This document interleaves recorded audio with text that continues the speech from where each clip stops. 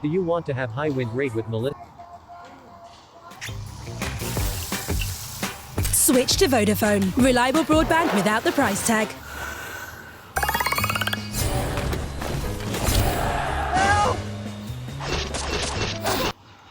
Win rate with Meilssa.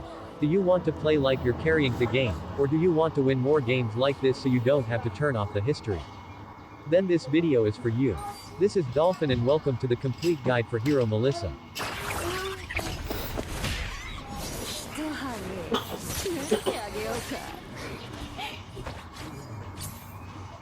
This video will be longer, so feel free to skip the video at the part where you want.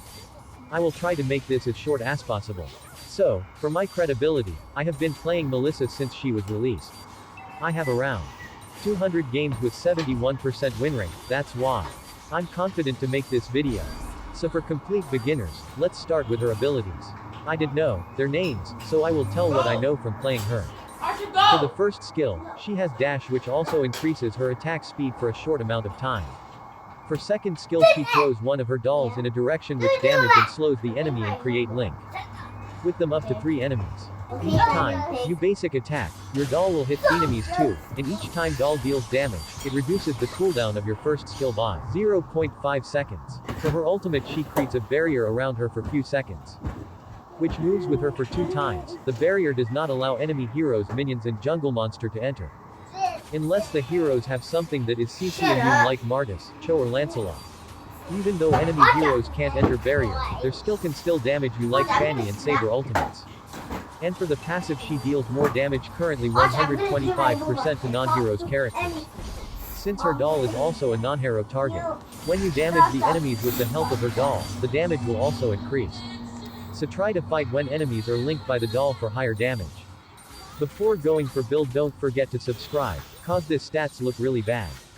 So for the builds, we have 3 choices. We have attack speed build, crit build and the variation of these two. Both attack speed build and crit build are good, so use whichever you like. For me, I like the feeling of hitting enemies, so I like the attack speed build, but if you like to have less hitting but attacks with high damage, you should go for the crit build. Try to modify the build according to the enemy's team comp, but don't modify too much or you will lose your damage output. For example, if you are going against tanks that are playing very aggressively, and you should build Demon Hunter Sword. If there's a Saber and Hayabusa on the other team, an early Wind of Nature will help you a lot. For the battle spell, you want to have Inspire for sudden extra damage to surprise your enemies. For the emblem set, I am currently using these 2, according to the opponents. If enemies are attack speed based heroes, I go with this one, if not then this one. It also depends on your build too. So now, here we reach to the gameplay part. After your first spawn, prioritize Vampire Mallet and go to the lane, then hide in this bush and only reveal yourself to last hit the first minion. Most of the time your counterpart will do the same, so throw your doll and start taking trades. It doesn't matter if you are getting low. After the caster minion is dead, you will be able to buy the lifesteal and win the trades, unless the opponents are Brody, Carry and Wan. For these heroes, you want to wait until they use their first skill. In case for Wan and Carry, use your dash to dodge their first skill and hit them as much as you can. Since Meilssa is a lane bully, opponent might call his allies for help, so use the second skill in bush, so you can avoid the ganks. When your Inspire is up, force your enemy to engage by hitting crash. Either he come and try to contest it and return with low HP to return to the base, or you will get free gold at a win-win.